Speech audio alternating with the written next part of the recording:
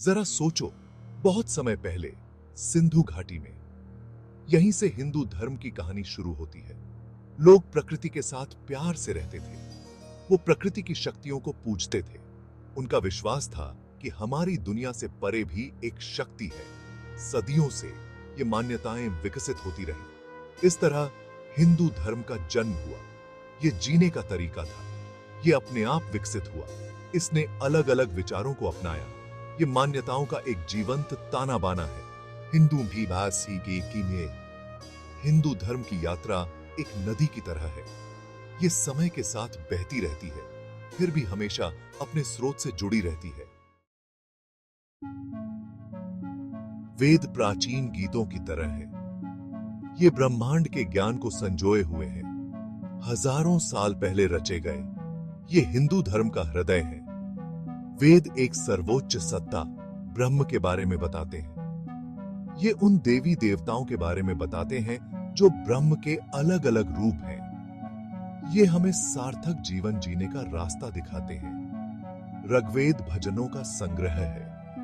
ये प्रकृति की दिव्य शक्तियों की स्तुति करता है। यजुर्वेद अनुष्ठानों और यज्ञों का मार्गदर्शन करता है। सामवेद रागों की पुस्तक है। ये संगीत के माध्यम से आत्मा को ऊपर उठाता है। अथर्ववेद दैनिक जीवन के लिए व्यावहारिक ज्ञान देता है। ये पवित्र ग्रंथ सिर्फ शब्द नहीं है, ये सच्चाई के स्पंदन है। ये हमें ब्रह्मांड के प्राचीन ज्ञान से जोड़ते हैं। जरा सोचो, बुद्धिमान स्त्री और पुरुष प्राचीन वृक्षों के नीचे ध्यान कर रहे हैं। ये हिंदू धर्म के ऋषि मुनि हैं। उन्होंने अपना जीवन सत्य की खोज में समर्पित कर दिया। इन ज्ञानी लोगों ने हिंदू धर्म पर अपनी छाप छोड़ी। उन्होंने भजन और श्लोक रचे।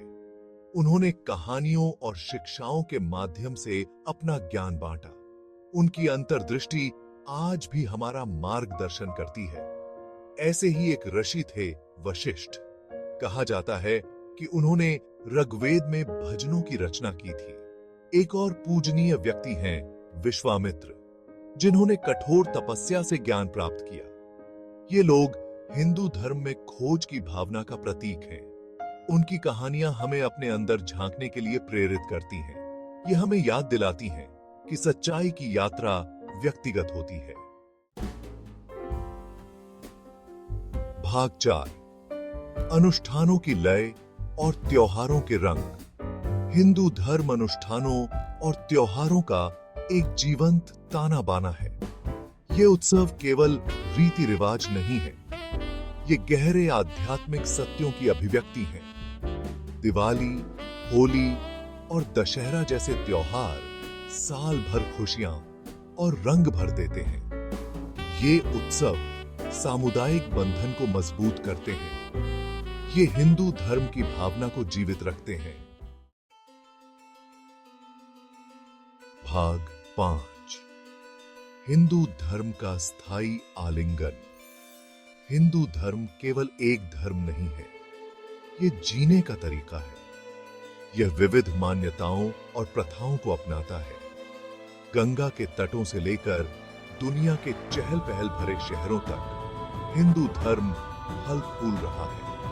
हिंदू दर्शन में निहित योग और ध्यान को दुनिया भर में अपनाया जा रहा है। हिंदू धर्म का स्थायी आकर्षण इसकी समावेशिता और अनुकूलनशीलता में निहित है। भाग 6, एक कालातीत ताना बाना। हिंदू धर्म ज्ञान, रस्मों और कहानियों से बुने हुए एक कालातीत ताने बाने की तरह है।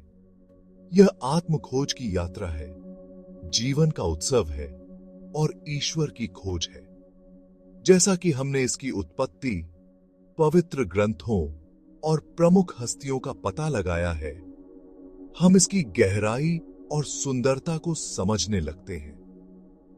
वैश्विक आध्यात्मिकता पर इसका प्रभाव निर्विवाद है।